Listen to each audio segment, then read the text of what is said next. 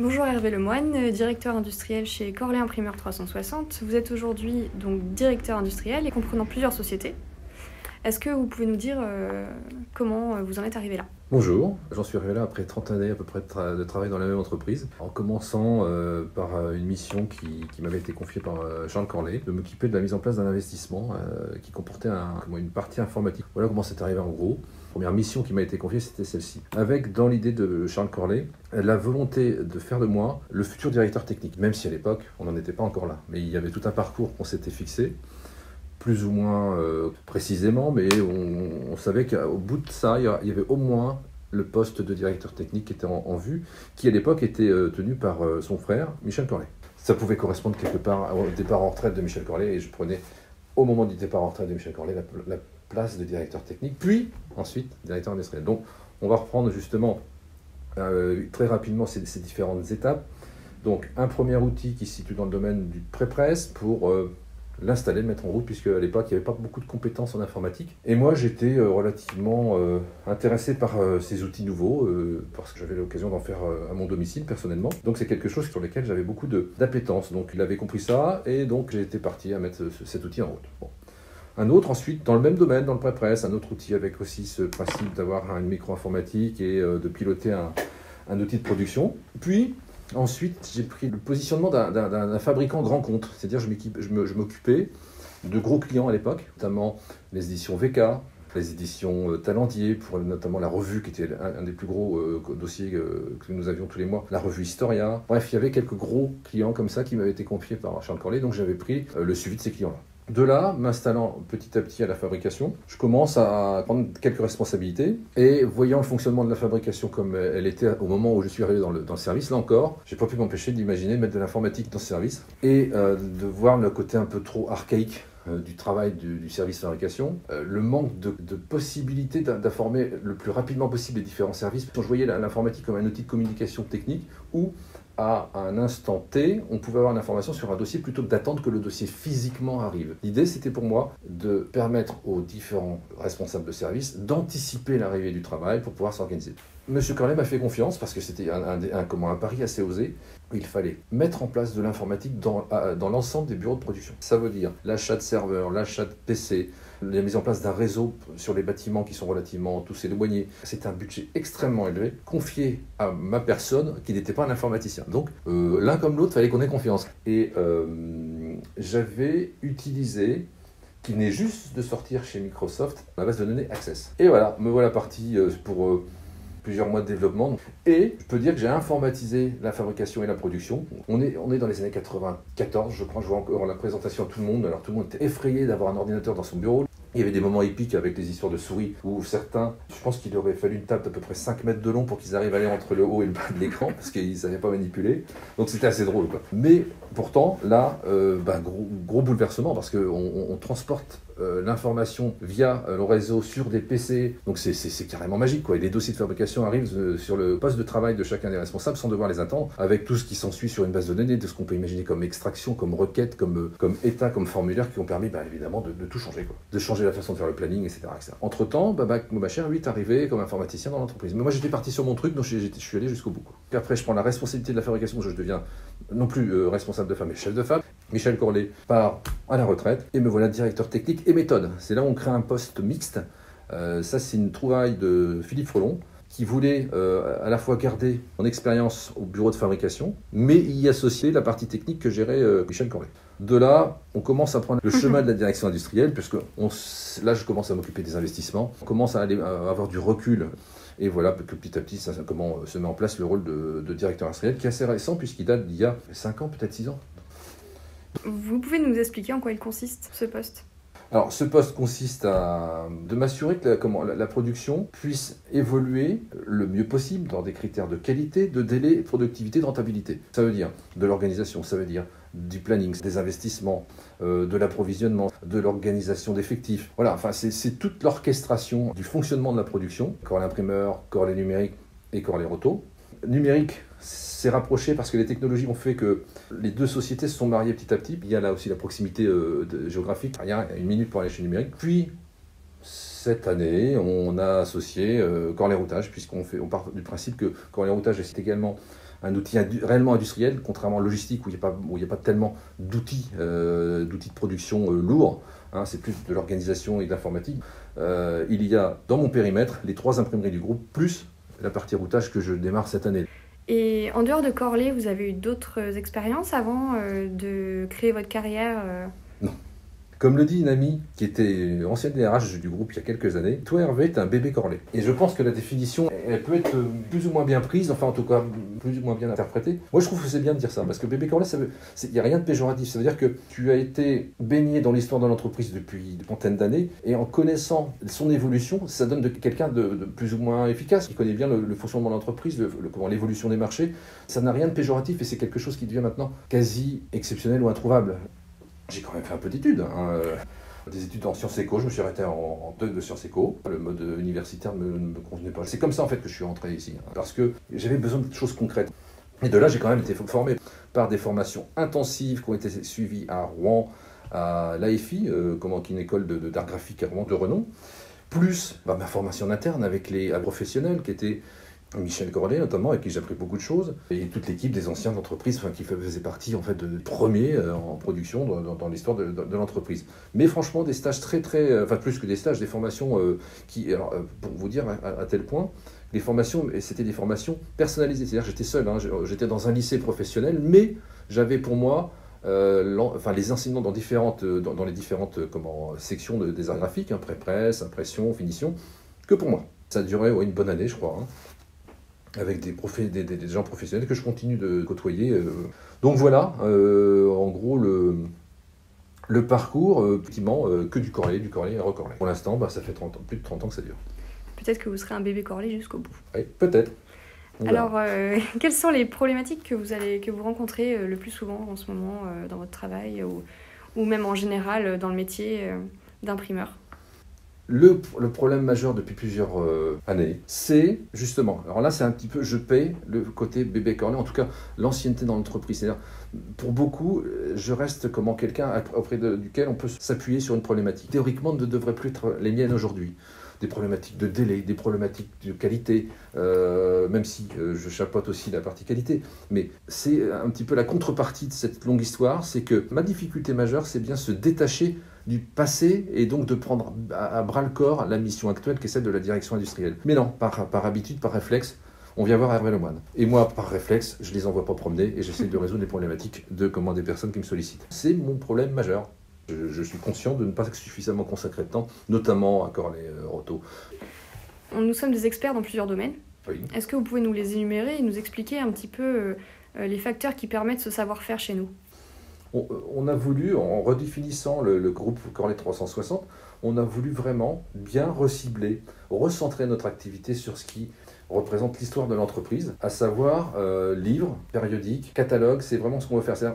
On a même un petit peu dérivé sur des choses, à partir du moment où on a une machine imprimée, on a un pré-presse, on a une machine imprimée, on a un massicot, on a des plieuses et autres, on peut faire plein de produits. Après, quand on a un savoir-faire, il faut savoir l'exploiter. Et plutôt que d'être comme un imprimeur multiproduit, soyons bons, nous sommes les meilleurs, ou en tout cas nous sommes réputés pour être parmi les meilleurs. C'est ce que je viens d'évoquer, le livre, la revue, le catalogue. Ces 60 ans d'histoire qui ont été consacrés à ces produits-là. Je pense qu'aujourd'hui, oui, c'est dans ce secteur-là que nous sommes les plus compétents, les plus compétitifs. Et justement, notre histoire le prouve parce qu'on vient chez Corlay, parce qu'on sait faire des livres brochés, parce qu'on sait faire des livres reliés. Il y a une forte image de valeur ajoutée dans les produits que nous faisons. On a recentré l'activité de Corlay Numérique dans le même cadre que celui de Corlay Imprimeur et de Corlay Roto. Donc, une logique industrielle, et en fait, il y a une telle complémentarité. Le choix de Charles Corlay, à l'origine sur les différentes filiales, était de les faire évoluer en silo. C'était un choix extrêmement intelligent, parce qu'il débutait des nouvelles technologies, admettons numériques, il ne voulait pas mettre en difficulté soit la maison mère, soit une autre filiale qui était déjà en place depuis plusieurs années. Donc, en expérimentant des nouvelles technologies, et en les isolant quelque part par une société distincte, prenez moins de risques. Parce que si jamais il y avait un raté, on n'entraînait pas les autres sociétés dans des situations compliquées. Sauf qu'aujourd'hui, les technologies utilisées il y a une vingtaine d'années, en tout cas en numérique qui étaient naissantes, se recoupent, se rejoignent. Elles sont maintenant, on est en contact avec l'offset, ça y est, c'est bon. Donc on a décidé, avec Jean-Luc Corlay, de faire tomber ces silos Et la preuve, l'année 2021, l'illustre bien, puisque Corlay Numérique s'est rapproché, plus que rapproché, c'est fusionné avec Corlay Imprimeur. Donc, aujourd'hui, on est rentré vraiment dans une logique de ces produits, je me le répète, le livre, le périodique et le catalogue, et l'outil est construit pour ce genre de marché, aussi bien chez Corlay Auto, chez Corlay Numérique, chez Corlay Imprimeur. Donc il y a une vraie complémentarité, et on se recentre sur ce qu'on sait faire. Et de là, lorsqu'un nos clients ou futurs prospects viennent chez Corlay, ils savent que nous sommes spécialisés dans ce domaine-là. Donc il y a quelque chose de rassurant.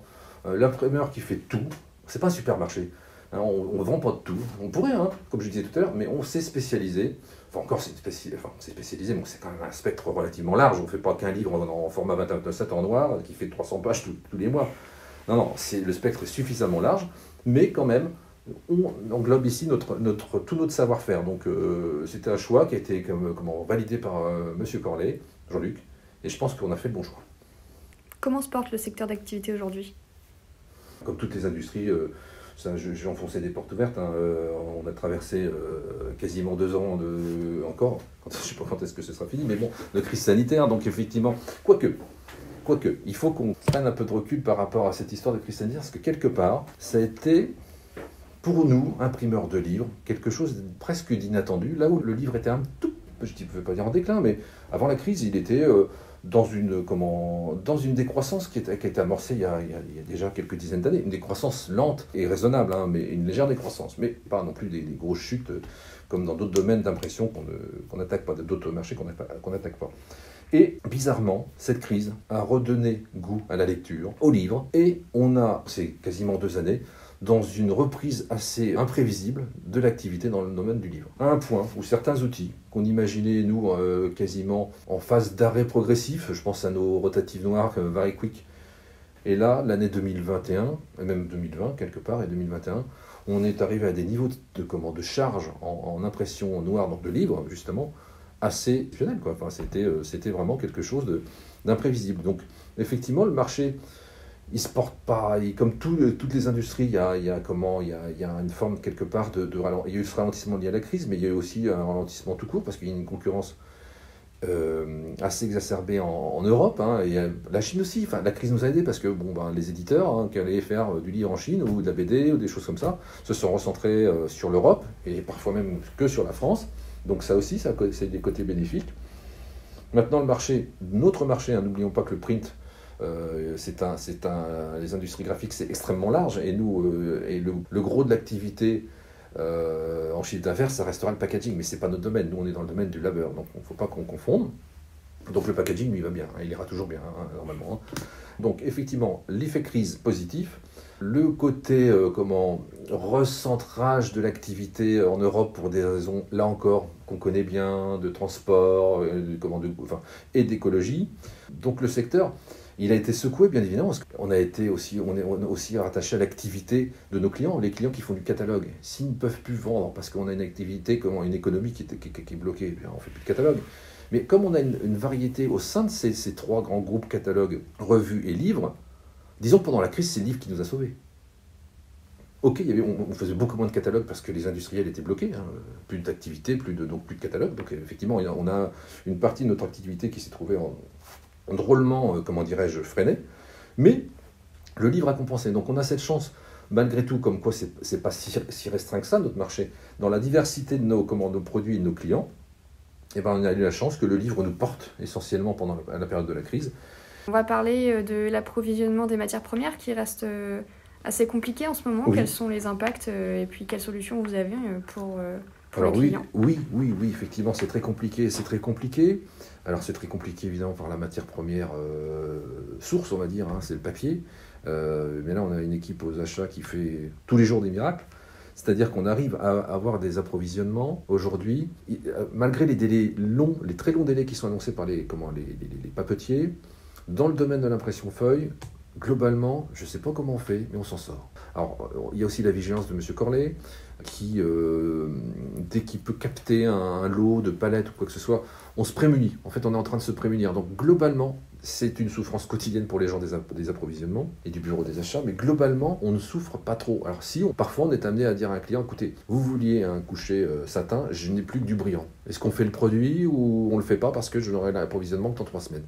Et les clients, dans le besoin et puis compréhensif, ok, on change de papier, on change un peu le grammage, on change la nature du papier et on arrive à sortir le travail. C'est un peu plus compliqué dans le domaine du papier en bobine parce que là, nous sommes un petit rotativiste et je pense qu'il y a des pressions de gros groupes qui font que les papiers sont orientés plus facilement vers un rotativiste qui a 5 rotatives ou 10 rotatives plutôt qu'un rotativiste qui n'en a qu'une. Donc là, c'est un peu plus compliqué. Ouais, il y a des moments où on ne peut pas prendre une affaire parce qu'on n'a pas le papier. Mais globalement, c'est vrai qu'on s'en sort pas trop mal. Par contre, l'impact sur la tarification est assez important et évidemment, nos équipes commerciales font en sorte d'être les plus pédagogues possibles pour expliquer ce qui nous arrive, mais ça fait des augmentations quand même relativement importantes que les clients, pour l'instant, acceptent, mais d'un autre côté, on leur donne pas vraiment le choix parce qu'on ne peut pas amortir, on ne peut pas compenser les augmentations. Des augmentations de 2% sur un mois ou deux seulement, il est bien évident que je pense qu'on aurait peut-être absorbé, mais là, c'est pas possible. La grosse surprise, elle est venue il y a à peu près un mois de ça, au niveau des plaques.